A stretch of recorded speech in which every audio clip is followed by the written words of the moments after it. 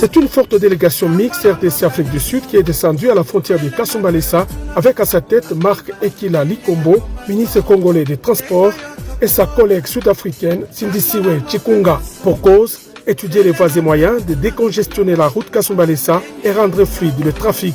Des explications reçues de la salle de contrôle du poste frontalier de Kasumbalesa, il ressort que c'est une moyenne de 350 camions à l'export et plus de 400 à l'import qui est observée journalièrement. Pour le ministre congolais des Transports, Marc Ekila, le port sec de Kasumbalesa est une solution efficace face à cette situation. Parce que l'une des réponses à trouver passe par le port sec de Kasumbalesa. Et nous pensons que le plus vite possible que nous pouvons rendre ce port sec-là opérationnel, nous aurons résolu près de 70% des problèmes qui se posent au poste frontalier de Kasumbalesa. Je suis heureux de dire également ici que dans le cadre de la coopération avec la République sud-africaine, il y a une firme sud-africaine effectivement qui va travailler avec le GFM pour la réalisation de ce grand projet intégrateur attendu au niveau de la santé. La partie sud-africaine, par la voix de la ministre Sindisiwe Chikunga, quant à elle, souhaite l'informatisation des démarches administratives pour faciliter la sortie et l'entrée des camions. It's possible to automate things. C'est aussi possible d'automatiser les choses. Send to the port area so that by the time the truck arrives, they already have all the information. Les camions arrivent déjà, vous, au niveau de la frontière, vous avez déjà les informations. De retour à Lubumbashi, le ministre congolais des Transports, sa collègue sud-africaine et l'ambassadeur congolais en Afrique du Sud ont été reçus par le vice-gouverneur de province, Jean-Claude Kamfwa Kimimba, au gouvernorat pour un échange. Vous savez, le responsable de sociétés de transport, la plupart des sociétés sont à l'étranger.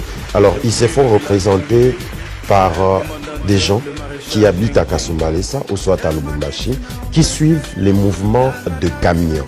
C'est-à-dire quand un camion quitte par exemple l'Afrique du Sud, doit arriver à la frontière, toutes les formalités de douane sur les camions, notamment la carte d'entrée, les visas du chauffeur, ainsi de suite. Il y a des gens sur place qui suit tout ce mouvement-là. Alors, c'est des habitants de Kasumbalesa, c'est la population de là. Laissez-moi vous rassurer que moi, j'ai habité dans ce coin pendant plus de 8 ans. J'ai travaillé là-bas, oui. C'est ces jeunes-là qui construisent ou qui ont construit la ville de Kasumbalesa. Vous avez des centres de santé privés. Ça appartient aux déclarants et aux transporteurs de Kasumbalesa. Vous avez des jolies maisons. Vous avez des routes, je ne sais pas comment. C'est ces jeunes-là qui ont construit la ville de Kasumbalesa. Pour votre information ou un rappel, à Kasumbalesa, il y a plus de sociétés, des grandes sociétés où on peut recruter des jeunes et aller travailler. La Sodimico en faillite jusqu'aujourd'hui, sans suite. Alors ces jeunes se réveillent le matin, et vont se débrouiller au niveau de la frontière. C'est pratiquement la seule activité, l'activité à la douane. Alors curieusement, ils ont constaté qu'il y a eu une société privée qui est venue s'installer à Kasumbalesa, une société du nom de Mardini. Que vient faire cette société? La société, c'est une société de logistique.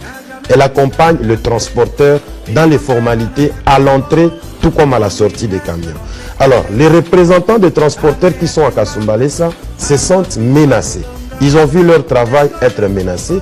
Si la société prenait le monopole sur tous les transporteurs, c'est-à-dire tous ces jeunes-là n'auront plus du travail.